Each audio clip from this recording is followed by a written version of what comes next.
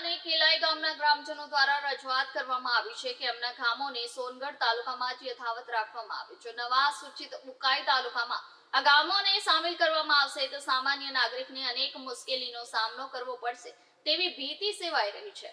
કાવલા અને કેલાઈ ગામના ગ્રામજનો દ્વારા જણાવ્યું હતું કે સોનગઢ તાલુકો આદિવાસી વસ્તી ધરાવતો તાલુકો છે. સંવિધાનની 5મી અનુસૂચિ અને પૈસા કાનૂન મુજબ રૂઢિગત ગ્રામ સભાની પૂર્વ મંજૂરી લીધા વગર તાલુકાની રચનાની પ્રક્રિયા કરવી યોગ્ય નથી. ઉકાઈ તાલુકાનું વડુ મથક પ્રોજેક્ટ વિસ્તારમાં આવતું હોવાથી ત્યાં સુધી નાગરિકોને પહોંચવામાં મુશ્કેલી ઊભી થશે. ઉકાઈ અને સોનગઢ વચ્ચેનું અંતર 9 કિલોમીટરનું છે, જ્યારે કાવલા અને કેલાઈ ગામથી સોનગઢ માત્ર 7 થી 10 કિલોમીટર દૂર છે. સોનગઢ નજીક હોવાથી રોજિંદા કાર્યો માટે નાગરિકો માટે એ જ અનુકૂળ છે. આ મુદ્દે રજૂઆત કરવા માટે કેલાઈ ગામના સભ્ય દાનિયેલ ગામિત અને ઈશ્વરભાઈ કાવલા અને ગામના આગેવાન નારણભાઈ, આમ આદમી પાર્ટીના કાર્યકર તથા 157 માંડવી વિધાનસભા પ્રમુખ સાયનાબેન સહિત સ્થાનિક ગ્રામજનો ઉપસ્થિત રહ્યા હતા. તો કાવલા અને કેલાઈ ગામના લોકો સ્પષ્ટ કહી રહ્યા છે કે તેમને સોનગઢ તાલુકામાં જ યથાવત રાખવામાં આવે. હવે સરકાર આ રજૂઆતને કેવી રીતે પ્રતિસાદ આપે છે તે જોવું રહ્યું. મારું નામ દાનિયેલ ગામિત, હું કેલાઈનો રહેવાસી છું. જે સોનગઢ તાલુકામાંથી વિભાજન કરવામાં આવેલું છે, નવો સૂચિત તાલુકા તરીકે ઉકાઈને જે આપવામાં આવેલો છે, તો અમારું ગામ સોનગઢથી 7 કિલોમીટર વચ્ચે આવેલું છે અને અમારા ગામના લોકોને ઉકાઈ તાલુકામાં જવા માટે સોનગઢ વાયા થઈને જવું પડે છે અને સામાન્ય વર્ગના લોકો જે જાય છે તે લોકોને 15 થી 16 કિલોમીટર જેવું અંતર થાય છે. એટલે લોકોને અમારા ખૂબ જ અગવડ પડે એવું છે.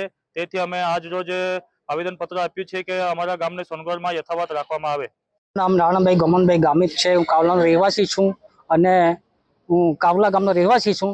અમારું ગામ સોનગઢ તાલુકાથી 12 કિલોમીટર આવેલું છે અને અમને ઉકાઈ તાલુકાની અંદર પ્રવેશ કરવા માંગે છે. કોઈ ગામ અમને કમસે કમ 20 કિલોમીટર દૂર રહે છે, જેથી કરીને એ અમને અગવડતા પડે છે ને અમે જેથી જે વિભાજન કરવામાં આવ્યું છે એ યોગ્ય નથી અને જે કાવલા ગામ સોનગઢ તાલુકામાં રહે એવી અમારી નમ્ર વિનંતી છે.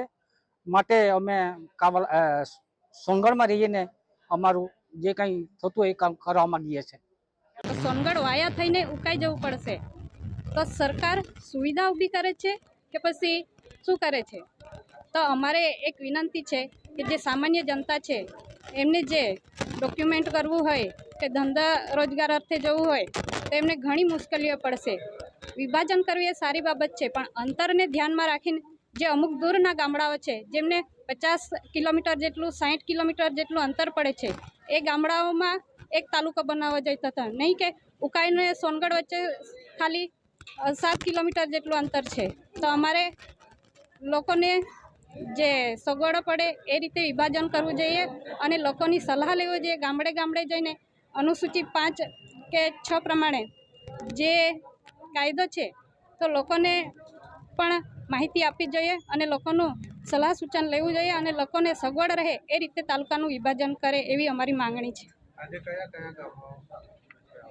આજે કેલાઈ, કાવલા